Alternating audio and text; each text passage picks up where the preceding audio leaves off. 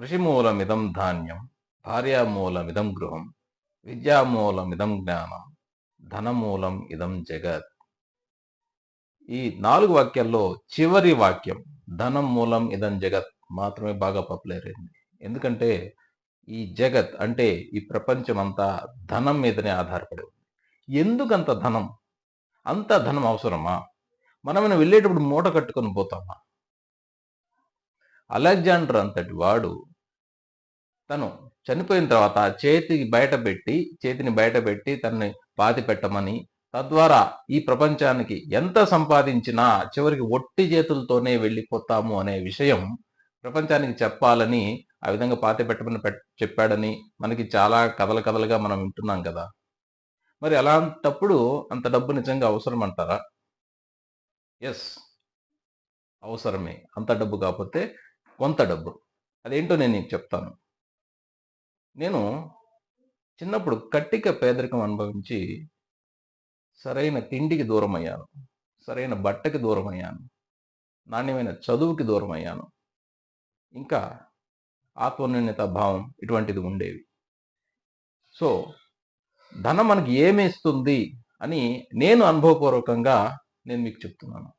ధనం ధనాన్ని ఇస్తుంది, ధనం ధైర్యాన్ని ఇస్తుంది, ధనం దాతృత్వ శక్తిని ఇస్తుంది, ధనం అభివృద్ధిని ఇస్తుంది, ధనం నమ్మకాన్ని ఇస్తుంది, ధనం ఆత్మవిశ్వాసాన్ని ఇస్తుంది, ధనం బలాన్ని ఇస్తుంది, ధనం ఉత్సాహాన్ని ఇస్తుంది, ధనం ప్రేరణనిస్తుంది, ధనం ప్రేమను ఇస్తుంది, ధనం ఇలా చెప్పుకుంటూ పోతే చాలా ఉన్నాయి. నేను మీకు లిస్ట్ మళ్ళొకసారి పెడతాను. ధనం ధనాన్ని ఇస్తుంది, ధనం ధైర్యాన్ని ఇస్తుంది, ధనం దాతృత్వ శక్తిని ఇస్తుంది, ధనం అభివృద్ధిని ఇస్తుంది, ధనం ఉత్సాహాన్ని ఇస్తుంది, ధనం నమ్మకాన్ని ఇస్తుంది, ధనం ఆత్మవిశ్వాసాన్ని ఇస్తుంది, ధనం ప్రేమను ఇస్తుంది, ధనం ప్రేరణను ఇస్తుంది, ధనం బలాన్ని ఇస్తుంది, ధనం శక్తిని ఇస్తుంది, ధనం ఆనందాన్ని ఇస్తుంది, ధనం సంతోషాన్ని ఇస్తుంది, ధనం ఆరోగ్యాన్ని ఇస్తుంది, ధనం ఐశ్వర్యాన్ని ఇస్తుంది, ధనం సంపదనిస్తుంది, ధనం స్వేచ్ఛను ఇస్తుంది, ధనం జ్ఞానాన్ని ఇస్తుంది. ఇన్ని ఇస్తున్న ధనాన్ని మనం సంపాదించాలి. మీరు గనక మీ జ్ఞానాన్ని అలాగే మీ నైపుణ్యాలను పెంచుకొని సరైన మార్గంలో అంటే ధర్మ మార్గంలో మీరు గనక మీ శక్తి సామర్థ్యాలను ఉపయోగించుకొని పనిచేస్తే మీరు నమ్ముకున్న ఆ భగవంతుడు ఆవగించంతైన అదృష్ట రూపంలో మీ వెంట ఉంటాడు. అప్పుడు మీరు ఖచ్చితంగా ధనం సంపాదించగలరు.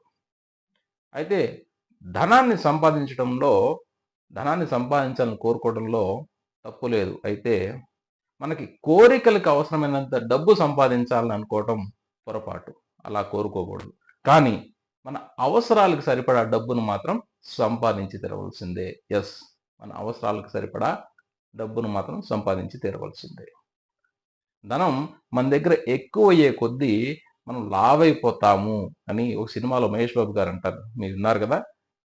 అంతేకాదు, అంటే అది ఎలా లావైపోతామంటే మనకి చెడు వ్యసనాలు అలవాటు అవుతాయి. చెడు అలవాట్లు, చెడు వ్యసనాలు, చెడు సావాసాలు, అహంకారం, పొగరబోతుతనం, డబ్బునే లెక్క చేయకపోవడం, ఇటువంటివి మనల్ని చుట్టుముడతాయి. వీటినే వైసెస్ అంటే దుర్గుణాలు అని అంటారు. ధనం అనే కొండను ఎక్కడం ఎంత కష్టమో అక్కడ నుండి జారి పడిపోవటం కూడా ఈ దుర్గుణాల వల్ల అంత సులభం.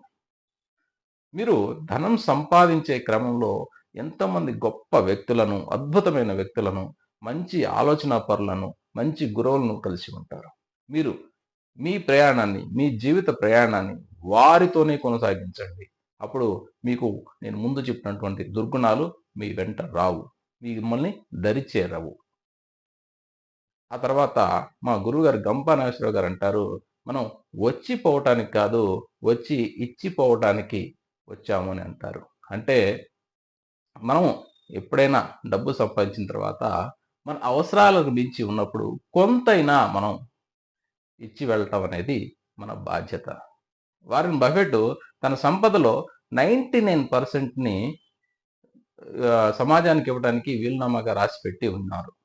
అలాగే బిల్ గేట్స్ కూడా ఎన్నో వేల కోట్ల రూపాయలు సమాజానికి ఖర్చు పెట్టారు. ఈ మధ్యనే ఒక పెద్ద ఆయన తన భార్యకు కేవలం 20 లక్షల రూపాయలు అవసరాల నిమిత్తం ఉంచి 14 కోట్ల రూపాయల ఆస్తిని టీటీడీకి రాసిచ్చారు.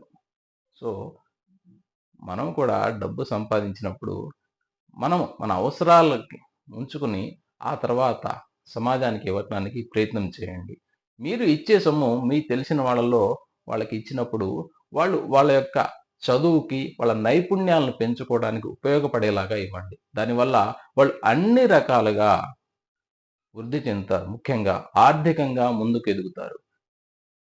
ఈ విధంగా మీరు డబ్బును సంపాదించి ఇవ్వడానికి ప్రయత్నం చేయండి.